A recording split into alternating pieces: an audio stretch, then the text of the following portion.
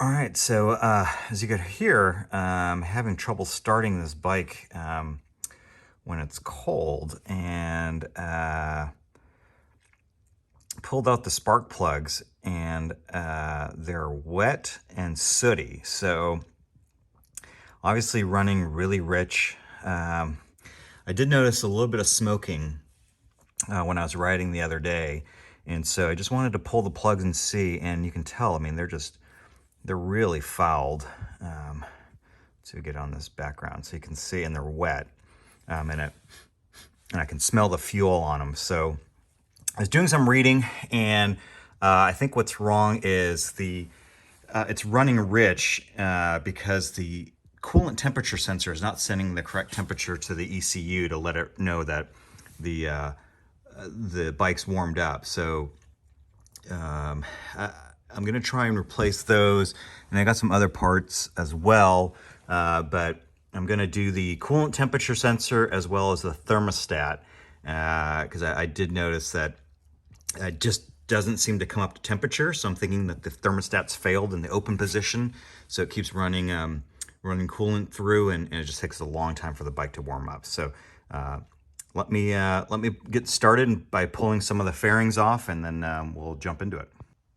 All right, so I've got the fairing off the side and the radiator cover off, and so the thermostat is right behind this cover. So I'm going to remove that, drain the coolant, and then take the radiator, loosen up the radiator anyway to get to the coolant temperature sensor. So let me start by removing that and go from there. Okay, so I've pulled the cover off. This is the thermostat cover, and also a little O-ring that you got to replace after you take it off, and then pulled out the old thermostat. And I mean, I don't know how you test this to see if it's okay, but I think it's original to the bike, which is at least 20 years old. So I bought a new one, but I didn't get the BMW one because it's $70. If you go on the forums, they say you can just get this one from Stant, Superstat 45758, and it's almost the same size. So you can see them here side by side, almost the same size. And then you get it. The Stant one doesn't come with a gasket, so you order this gasket that should fit around. I think I might have to trim it just a bit because it does look like it's a little bigger. But anyway, this one you can get at any auto parts store. Just go in, ask for that number, and a lot cheaper. I think I paid under $10 for this one. So let me get this installed. Okay, so got the thermostat back in. Hopefully you can see that. Put the cover back on, and so now I'm gonna get ready to work on the temperature sensor, which is behind the radiator. So if you, I took off the bottom belly pan just to get better access, but if you loosen up the upper radiator hose on this side, and then there's a bolt up here that you take out right there, and then you can kind of lift up and then pull out.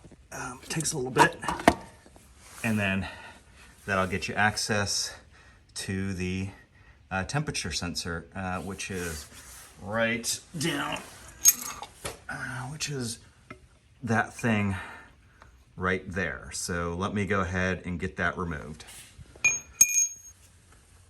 Okay, so I got the connector off, and I thought this was just a quick disconnect where you would just press on the wire, and let me get that in focus, and it would come off, but it's not. It's completely flat. So you know, I thought this was one of these where you, like on Audi's cars, you would just push this and then you could slide it off. So what I did is you put a little pick tool in that slot right there, and that pops this wire out far enough where you could just slide it off. And then once it's off, just get a 19mm wrench on here, and let me see if I can better view. 19 millimeter wrench right on that, and that'll take out your temperature sensor and just replace it with a new one and reverse the installation. Just tighten it up. Don't tighten it up too tight. This is all aluminum here, so you just don't want to make sure you don't want to pull the threads out. So get that on a little finger tight, and then just nip it up, and then plug the wire back in, and then reinstall the radiator and to top off your fluids. And I think this will be done. So while I'm down here, I've got the tank off. I'm going to actually replace the throttle cable. So let me go ahead and do that.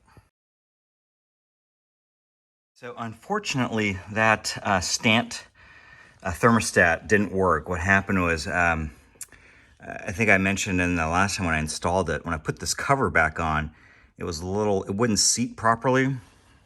And so it started to drip a little bit. And so now I'm back here redoing it, and I've got the OE style thermostat from Euromoto Electrics. So it's a little less expensive than the BMW version, but I think you're just gonna have to bite the bullet and get this OE style, which comes with a gasket. So we're gonna try and fit this in there as well. And then it actually comes with a thermostat cover O-ring, so I didn't need to order that separately. But anyway, let's get this new one, OE styled one, installed and see if the gasket seats a little bit better than the ones we were trying to use from Stant. Okay, got the thermostat in and slid in really nicely, seated really nicely, and then when I put the cover back on, you can see it's seated really nicely as well, using the OEM style thermostat. It seats in the housing really nicely, and then the cover is nice and flush. But when I used the Stant one, it was the thermostat itself was okay, but I could not find a gasket that would fit, that would help this housing cover seat properly. So I think I'm just gonna have to get the OE style one, and again, this one from Enduralast from Euromoto Electrics. It's a little bit less expensive than the BMW version, but I think you're just gonna have to either get the BMW version or get this one from Euromoto Electrics, because that way it'll seat nicely and get the cover closed. So let me button everything else up and then refill the coolant and see if it'll leak out.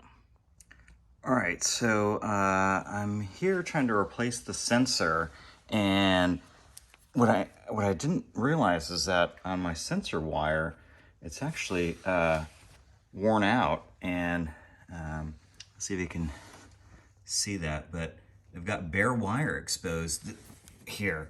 So trying to see how to repair that. It's the connector is a little bit too big to try to get a shrink wrap over it. So I thought about looking to see if I could find sort of the wrap style shrink wrap. But then I remembered I also have this stuff. This is worth, it's called brushable electrical tape. So what I might do is see if this will work, and I'll cover that in maybe a couple coats, and then just wrap it with some electrical tape and see if that will hold. So let me go ahead and give that a try before I get everything plugged back in. Okay, so I've got a couple coats of this brushable electrical tape on, and looks like it's cured. And it's not the prettiest looking thing, but it looks like it's doing pretty well. So I got this one from Worth, but there are several other manufacturers that make this brushable electrical tape. But I think it works pretty well when you can't disconnect it and slide over shrink wrap, or you don't want to clip it and then kind of splice it back. So hopefully it holds up really well. It goes into my coolant temperature sensor, which helps the engine run. So I'll plug this in and we'll run it and see how well it runs. Okay, so I've got everything back in and just heating up the bike. And with the choke all the way off, it seems to be running okay. So looks like that changing out that coolant temperature sensor is really helping this bike out, and slowly coming up to temperature. I'm gonna burp the coolant system, but it seems to be a little more responsive. So hopefully that cured my hesitation problem.